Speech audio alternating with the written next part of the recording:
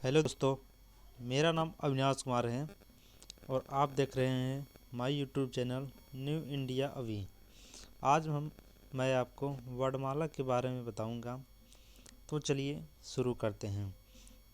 तो सबसे पहले हम यह बताने वाले हैं कि वर्ण किसे कहते हैं। वर्ण वह अक्षर जिसको तोड़ा ना जा सके उसे वर्ण कहा जाता है। कुछ थ्योरी है जिसे हमें याद करना है। भाषा की सबसे छोटी इकाई वर्ण होती है और भाषा की सबसे छोटी सार्थक इकाई शब्द होती है। भाषा की सबसे छोटी लिखित इकाई ये वर्ण को ही कहते हैं और भाषा की सबसे छोटी मौखिक इकाई ध्वनि होती है। आइए अब वर्ण के भेद के बारे में जानते हैं। वर्ण के दो भेद होते हैं, एक को स्वर कहा जाता है और दूसरे को व्यंजन कहा जाता है। अब स्वर किसे कहते हैं?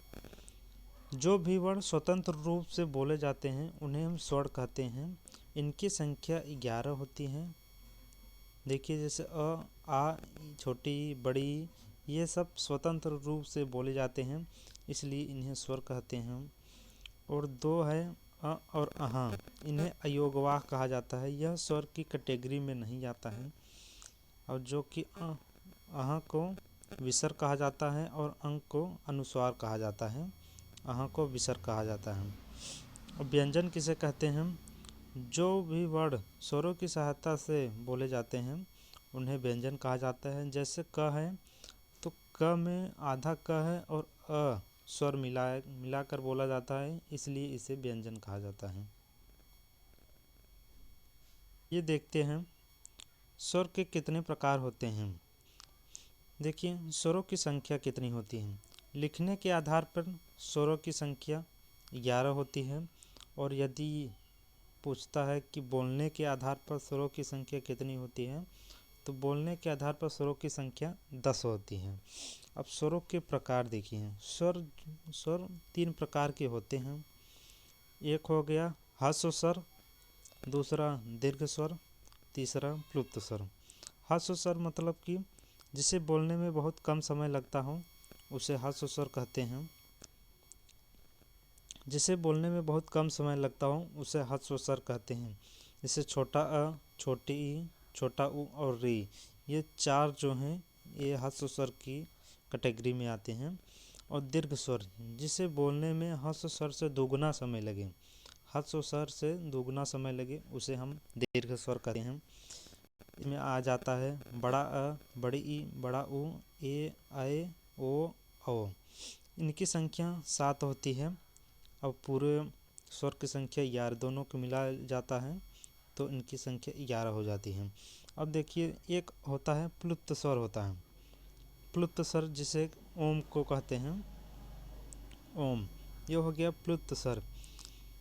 ह्रस्व स्वर से जब तीन गुना समय जिसे बोलने में लगता है तो उसे प्लुप्त स्वर कहते हैं।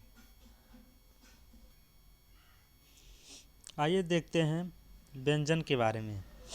जो वर्ण स्वरों की सहायता से बोले जाते हैं उन्हें हम व्यंजन कहते हैं। व्यंजनों की संख्या मूल रूप से 33 व्यंजन होते हैं। मूल रूप से 33 व्यंजन होते हैं। आइए हम आपको बताते हैं। देखिए एक हो गया क वर्ग, च वर्ग, ट वर्ग, त वर्ग, प वर्ग। इन सभी वर्गों में 5-5 व्यंजन होते हैं। 5-5 व्यंजन होते हैं। इनकी कुल संख्या हो जाती है 25, जिन्हें हम स्पर्श व्यंजन भी कहते हैं। इन्हें हम स्पर्श व्यंजन भी कहते हैं। ये 25 को स्पर्श व्यंजन भी कहते हैं।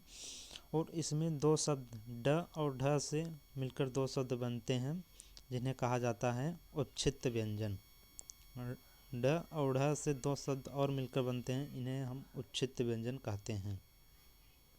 जिसमें से सभी पांचों वर्गों के अंतिम जो पांचवा अक्षर होता है इन्हें हम पंचमाक्षर कहते हैं। नासिक के वर्ग कहते हैं क्योंकि इन्हें बोलने में नाक का प्रयोग होता है, इसलिए इन्हें नासिक वर्ग कहते हैं।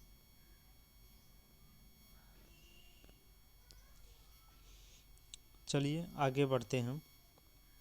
अंतस्थ व्यंजन य, र, ल, व, ये 4 जो व्यंजन हैं इन्हें हम अंतस्थ व्यंजन कहते हैं। अंतस्थ व्यंजन इन्हें कहा जाता है।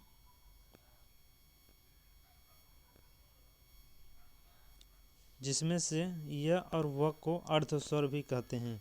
इन्हें अर्ध स्वर क्यों कहा जाता है, आइए देखते हैं। क्योंकि जैसे इन्हें स्वर के स्थान पर भी इनका प्रयोग आ जाता है। जैसे हम लिखेंगे, महिलाएं अगर लिख रहे हैं तो एक के स्थान पर ये भी लिख सकते हैं, ये के स्थान पर ये भी लिख सकते हैं, इनका प्रयोग कर सकते हैं स्वर के स्थान पर, इसलिए इन्हें अर्ध स्वर कहते हैं। जैसे हम कौवा लिख रहे हैं तो कौवा के स्थान पर हम व का आ के स्थान पर वा का प्रयोग कर सकते हैं, इसलिए इन्हें अर्ध स्वर कहा जाता है। आगे चलिए, र को प्रकंपित बोला जाता है। र को प्रकंपित या लुंठित वर्ण बोला जाता है। यह क्यों बोला जाता है? क्योंकि र को बोलने में एक कंपन से उत्पन्न होती है, जैसे र, और लुंठित होती है, इसलिए इसे लुंठित वर्ण भी बोला जाता है।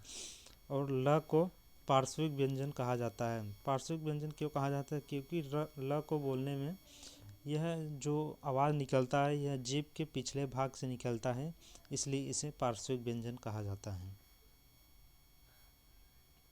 और आइए आगे देखते हैं। स, ख, स, ह को इसे ऊष्मीय व्यंजन कहते हैं। ऊष्मीय व्यंजन क्यों कहा जाता है? क्योंकि इन्हें बोलने में ऊष्मा ज़्यादा निकलती है और संघर्ष ज़्यादा करना पड़ता है, इसलिए इन्हें ऊष्मीय और संघर्षी व्यंजन कहा जाता है। उच्चारण करते समय मुख से ऊष्मा या गर्म हवा निकलती है, उसे ऊष्मीय या संघर्षी व्यंजन कहते हैं। ये मैं आपको बता दे रहा हूँ कि हिंदी में मूल व्यंजनों की संख्या कितनी होती है। फिर से तो देखिए, यहाँ पर इन्हें 25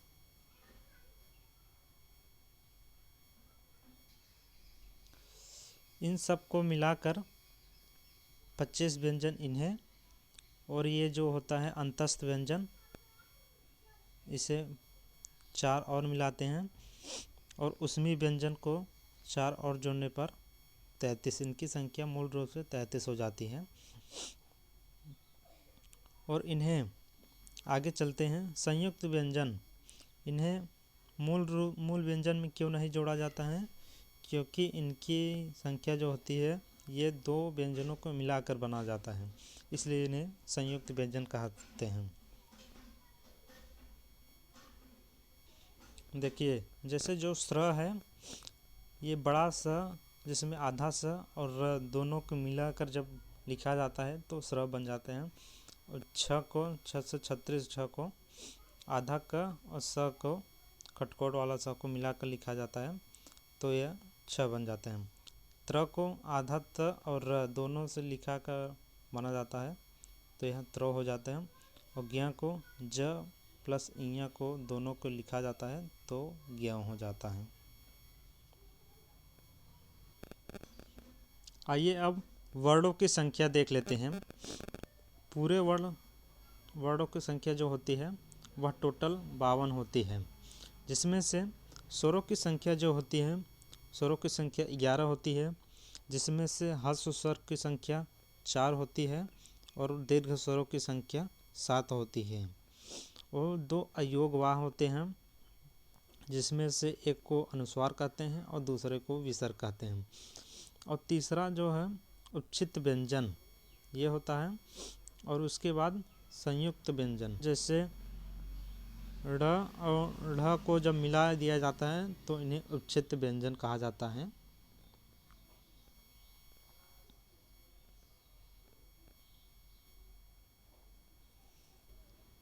और 4 संयुक्त व्यंजन को मिला लिया जाता है और 33 मूल व्यंजन जो होते हैं, इन सभी को जब मिलाया जाता है तो वर्णों की संख्या 52 होती है।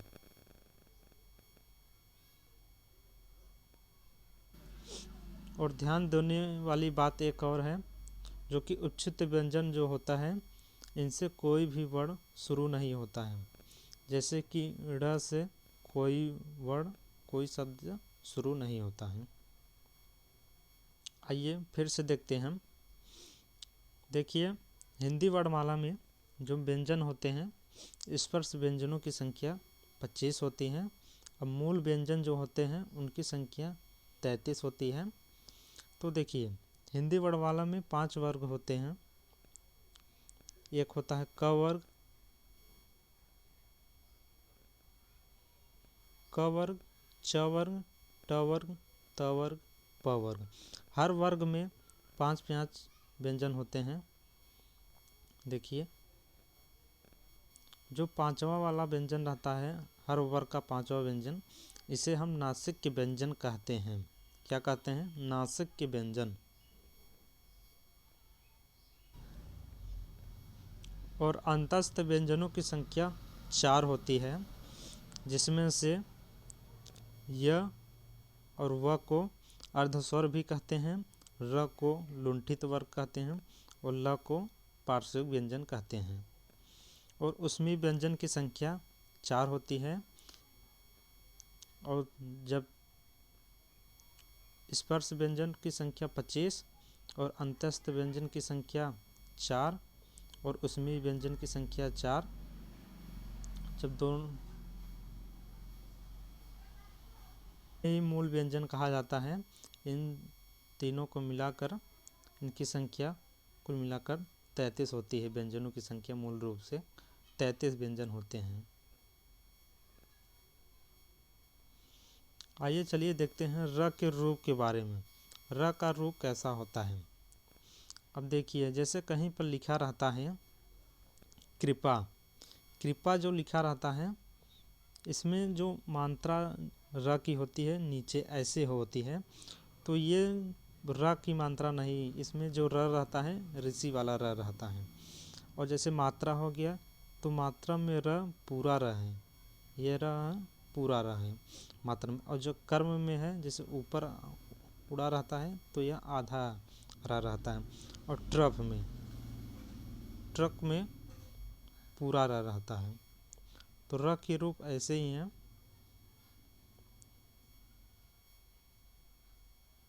फिर से देख लीजिए जिससे कि कन्फ्यूजन ना हो। और देखिए, जैसे व्यंजनों को कई आधार पर बांटा जाता है। एक है जैसे कि प्राण वायु के आधार पर। प्राण वायु के आधार पर व्यंजनों को 2 प्रकार से बांटा गया है, जिसमें से एक को अल्प प्राण कहा जाता है और दूसरे को महाप्राण कहा जाता है। तो आइए हम देखते हैं कि अल्प प्राण किस व्यंजन को कहते हैं और महाप्राण किस व्यंजन को कहते हैं। जो कि व्यंजन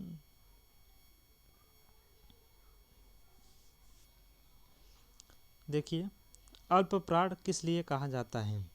अल्प प्राण इसलिए कहा जाता है क्योंकि जिसको बोलने में कम प्राण वायु लगे, जिसको बोलने में जैसे प्राण कम लगे, उसे अल्प प्राण कहते हैं। और जिसको बोलने में अधिक प्राण लगे, उसे हम महाप्राण कहते हैं। अब अल्प प्राण कौन कौन से होते हैं और महाप्राण कौन कौन से होते हैं? देखिए, जितने स्वर होते हैं सभी स्वर, मतलब कि सभी 11 स्वर को अल्प प्राण कहा जाता है। और व्यंजनों में जो वर्ग होता है, जैसे हो गया क वर्ग, च वर्ग, ट वर्ग होता है। और सभी 5 वर्गों में जैसे अक्षर रहता है कि 1 2 3 4 5। अब पाँचों में रहता है, 5 वर्ग में जो पहला अक्षर हो गया, तीसरा हो गया और पांचवा। पहला, तीसरा और पांचवा, इन तीनों को अल्प प्राण में रखा जाता है। जो दूसरा और चौथा हो गया, दूसरा और चौथा, इन्हें महाप्राण में रखा जाता है। और जितने भी अंतस्थ व्यंजन हैं, जो अंतस्थ व्यंजन हैं, इन्हें अल्प प्राण में रखा जाता है।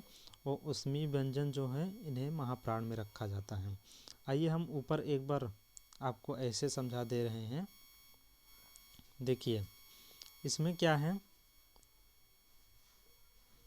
जो पहला, तीसरा और पांचवा, इन्हें हम अल्प प्राण कहते हैं। पहला हो गया, तीसरा हो गया और पांचवा हो गया, इन्हें हम अल्प प्राण कहते हैं। और जो दूसरा और चौथा हो गया, इन्हें महाप्राण कहा जाता है। दूसरा और चौथा हो गया, इन्हें हम महाप्राण कहते हैं।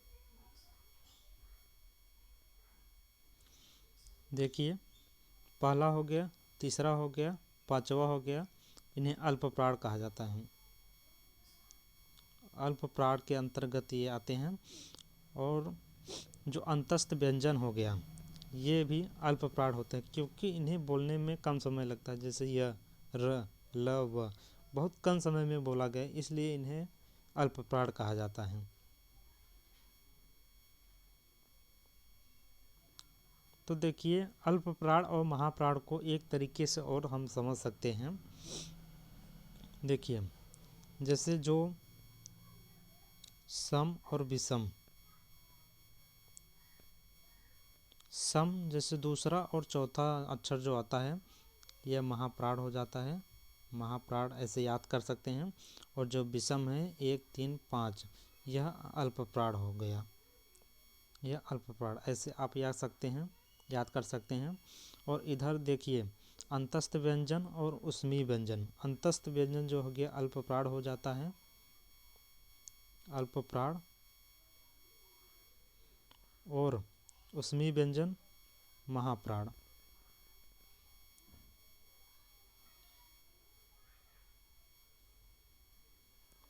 आइए और आगे देखते हैं। एक होता है सघोष और अघोष। यह कंपन के आधार पर होता है, सघोष और अघोष। देखिए, स्वर तंत्रियों के आधार पर जो व्यंजन होते हैं, वर्ण होते हैं, स्वर तंत्रियों के आधार पर वर्णों को दो भागों में बांटा गया है, एक सघोष और एक अघोष। अब अघोष किसे कहते हैं, सघोष कहते हैं, किसे कहते हैं, चलिए आपको बताते हैं। देखिए, जो वर्ग होता है, जैसे पहला हो गया और दूसरा वर्ग हो गया, इसे हम अघोष कहते हैं। और तीसरा, चौथा और पांचवा को सघोष कहते हैं। जैसे कि क वर्ग हो गया, च वर्ग हो गया, त वर्ग हो गया और त हो गया। अब इसमें 5 अक्षर रहते हैं, 1, 2, 3, 4, 5। और जो पहला और दूसरा हो गया, इन्हें हम अघोष कहते हैं। पहला दूसरा हो गया, इन्हें अघोष कहते हैं। और बाकी इधर से 3, 4, 5 जो हो गया, इन्हें हम सघोष कहते हैं। और आगे इसमें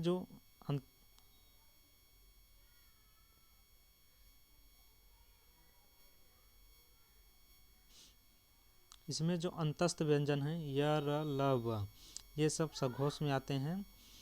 और जो उष्मीय व्यंजन है, स, ख, स, केवल 3 ही अघोष में आते हैं। और बाकी जो ह है उष्मीय व्यंजन, यह सघोष में चला जाता है। और जो स्वर होते हैं, पूरे स्वर 11 स्वर जो होते हैं, यह आ जाते हैं सघोष में। आइए आगे देखते हैं उच्चारण स्थान के बारे में। कौन सा वर्ण किस उच्चारण स्थान से बोला जाता है, यह आइए इस वीडियो में समझते हैं। आप लोग ध्यान से देखना। इस वीडियो के बाद एक हम क्वेश्चन आंसर वाला वीडियो लाएंगे, उसमें जो सभी एग्ज़ाम के महत्वपूर्ण क्वेश्चन पूछे रहते हैं इसी चैप्टर के, तो हम उसमें आपको हल करवाएंगे।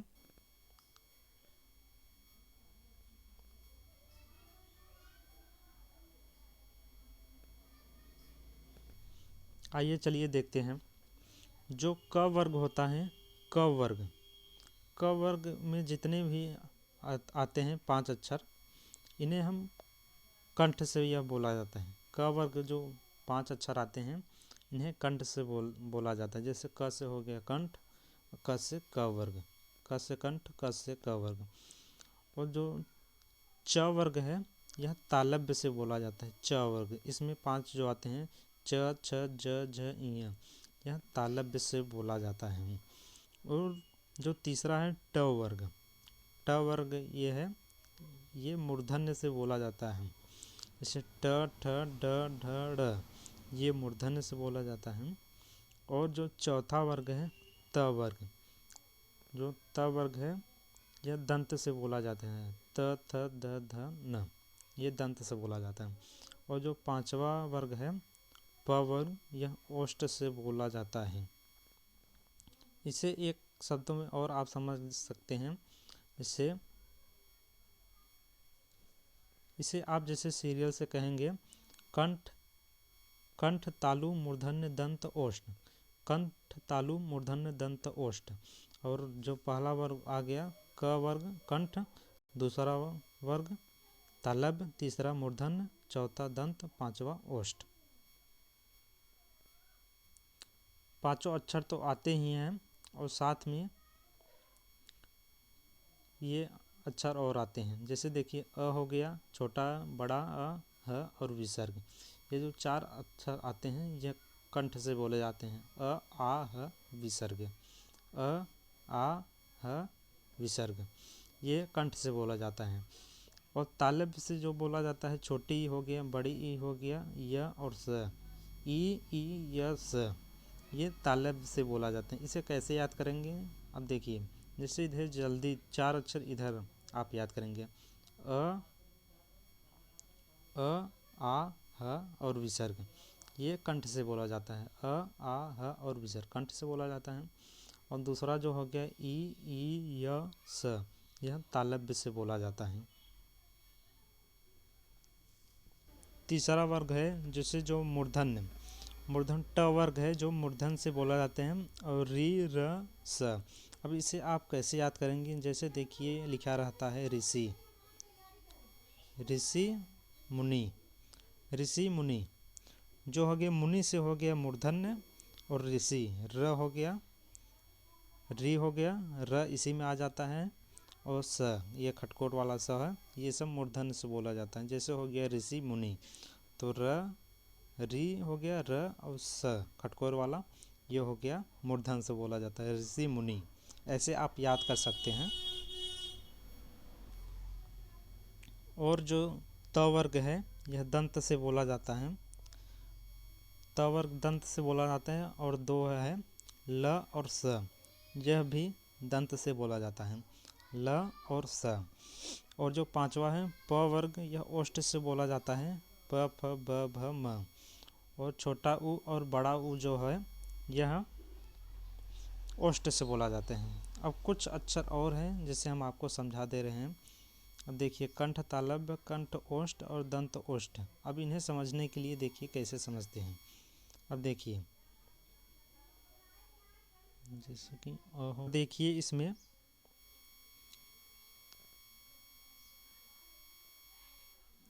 जैसे कि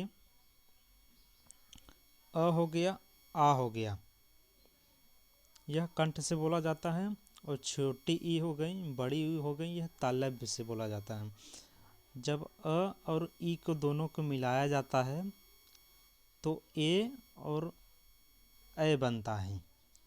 तो ऐसे ही इन दोनों को भी मिलाएंगे, कंठ और तालव्य को, तो कंठ तालव्य बनता है। तो दोनों को मिलाया जाता है, अ और ई को जब मिलाकर लिखा जाता है, ए और ए दो नए अक्षर आ गए, तो यह कंठ तालव्य से बोला जाता है। जैसे अ हो गया कंठ से, ई हो गया तालव्य से, जब दोनों को मिलाया जाता है तो ए और ए बनते हैं, तो ऐसे दोनों को मिलाकर कंठ तालव्य बन जाता है। और कंठ ओष्ठ, अब देखिए अ और ऊ से मिलाकर ओ और औ बनते हैं। और अ हो गया कंठ से और ऊ हो गया ओष्ठ से, ऊ ओष्ठ से बोला जाता है, ऊ इधर है, ओष्ठ से बोला जाता है। तो इन दोनों को मिलाकर जब बोला जाता है तो इन्हें कंठ और ओष्ठ को मिलाया जा रहा है, कंठ प्लस ओष्ठ को मिलाया जाता है, तो हो गया कंठोष्ठ। तो यह कंठोष्ठ हो गया। और वह जो है सबसे अकेला है दंतोष्ठ है। इन्हें आप याद कर सकते हैं। और चलिए एक बार फिर से आपको समझा दे रहा हूँ। 1 3 5 ये विषम है, ये अल्पप्राण में आते हैं। और 2 4 सम है, सम को महाप्राण में। और जो अंतस्थ व्यंजन है, अंतस्थ व्यंजन अल्पप्राण में आता है, और उसमें व्यंजन यह महाप्राण में आता है, उसमें व्यंजन महाप्राण में आता है। और ऐसे ही सघोष अघोष अघोष के बारे में देख लेते हैं। जो पहला और दूसरा अक्षर हर वर्ग का यह अघोष में आता है, अघोष अघोष। और तीसरा चौथा पांचवा यह सघोष, यह सघोष में आता है।